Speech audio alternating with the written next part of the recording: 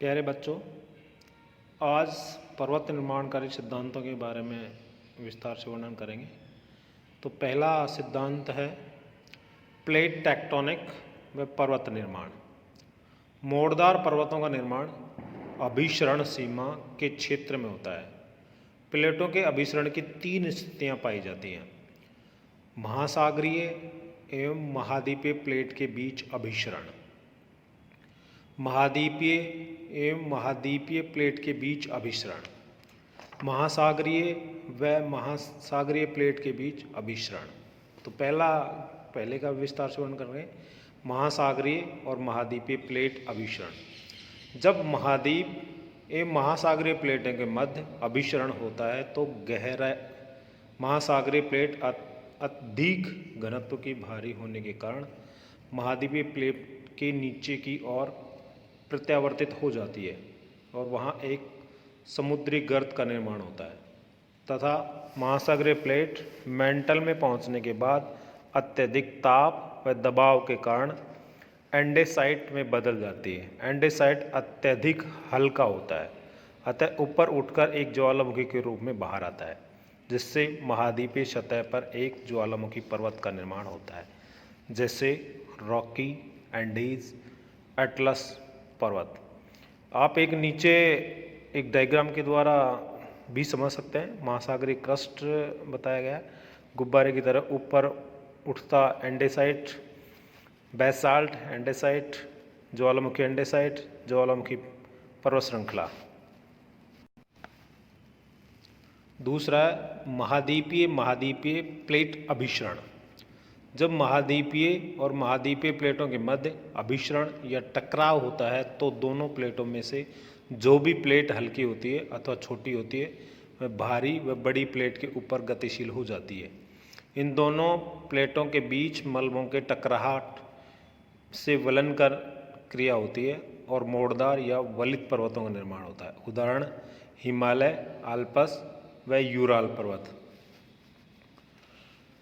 प्रश्न: वलित पर्वत महाद्वीपीय भाग में ही क्यों पाए जाते हैं? वलित पर्वतों में ज्वालामुखी क्रिया क्यों नहीं होती है?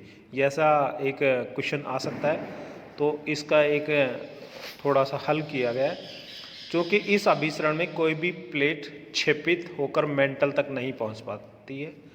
यहाँ ज्वालामुखी क्रिया का पूर्ण अभाव होता है, परंतु भूकंप शक्तिशाली रूप में घटित हो सकते हैं क्योंकि ये दोनों प्लेटें आपस में टकरा रही हैं।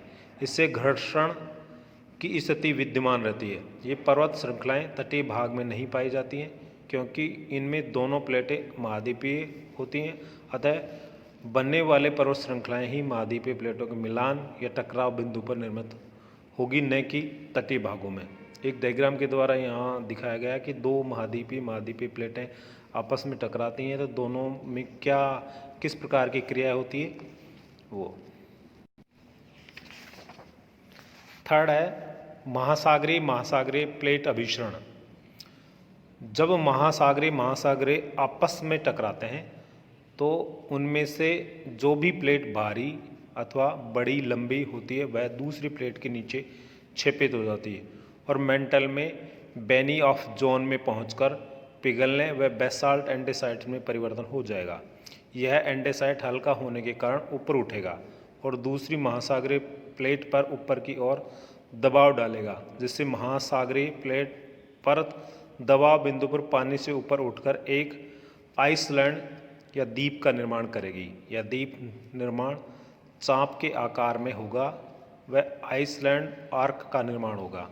चूँकि महासागरीय प्लेट भारी व सघन होती हैं, इसलिए एंडेसाइट पर्वत को आसानी से भेद नहीं पाता, अतः ज्वालामुखी क्रिया की संभावना कम रहती है। जैसे जापान द्वीप, इस क्रिया में समुद्र के अंदर अधिक गहराई पर अत्यधिक गहरे गर्त पर पाए जाते हैं, वहाँ ज्वालामुखी क्रिया पाई जाती है। वह समुद्र के अंदर ज्वालामुखी पर्वतों का निर्माण होता है। एक डायग्राम के द्वारा भी यहाँ से आसानी से समझाया जा सकता है कि कैसे महासागरीय प्लेटें आपस में टकराएंगी और पर्वतों का निर्माण होगा। आगे नेक्स्ट पढ़ेंगे कोबर का भूसन्निधि सिद्धांत।